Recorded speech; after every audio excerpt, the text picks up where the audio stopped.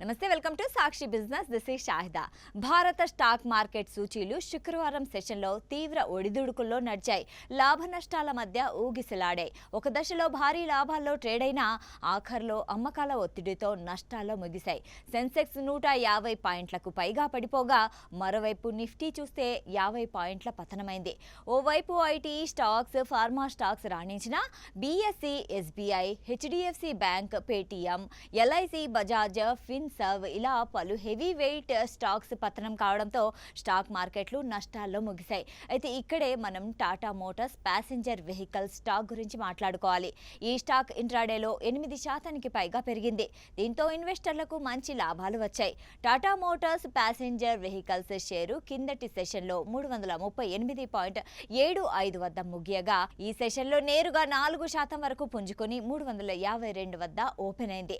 అక్కడితో ఆగకుండా ఇంట్రాడేలో మరింత పెరిగి ఓ దశలో 8% పైగా పెరిగి 366.95 వద్ద సెషన్ కనిష్టానికి నమోదు చేసింది. చివరకు మాత్రం 5% లాభంతో 356.55 వద్ద ముగిసింది. కంపెనీ మార్కెట్ విలువ 1.24 లక్షల కోట్లుగా ఉంది. ఈ స్టాక్ 52 వారాల గరిష్ట ధర చూస్తే 419గా ఉండగా కనిష్ట ధర 294.30గా ఉంది. గత నెల రోజుల్లో చూస్తే ఈ స్టాక్ పతనమైంది. 6 నెలల్లో సుమారు 5% పుంజుకుంది. ఏడాది వ్యవధిలో ఏకంగా 20% వరకు కుదేలైంది. ఈ స్టాక్ ఇవాళ ఇంతగా పుంజుకునేందుకు ప్రధాన కారణం సంస్థ Q4 ఫలితాల్ని ప్రకటించడమే.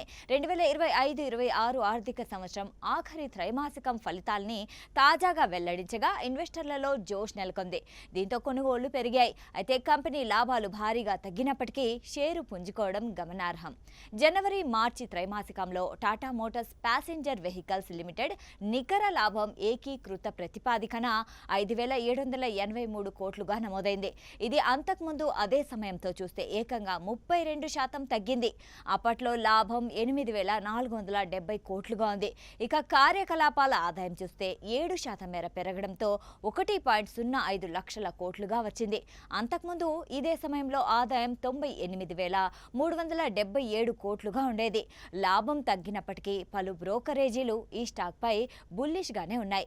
బై రేటింగ్ ఇచ్చి టార్గెట్ ప్రైస్ పెంచేశాయి. ఈ క్రమంలోనే ఇన్వెస్టర్లు ఈ షేర్ల కొనుగోలు చేసేందుకు మొగ్గు చూపుతున్నట్లు తెలుస్తోంది. ఫలితాల్ని ప్రకటించిన సమయంలోనే బోర్డ్ ఆఫ్ డైరెక్టర్స్ గత ఆర్థిక సంవత్సరానికి సంబంధించి తుది డివిడెండ్ ప్రకటించింది. ₹2 ఫేస్ వాల్యూ కలిగిన ఒక్కో ఈక్విటీ షేరుకు ₹3 చొప్పున ఫైనల్ డివిడెండ్ ప్రకటించింది. అంటే ఫేస్ వాల్యూపై 150% డివిడెండ్ రికమెండ్ చేసింది. రానున్న సంస్థ వార్షిక సర్వసభ్య సమావేశంలో దీనికి ఆమోదం తెలిపి జూలై 14 లోపు డివిడెండ్ చెల్లింపులు చేస్తామని పేర్కొంది.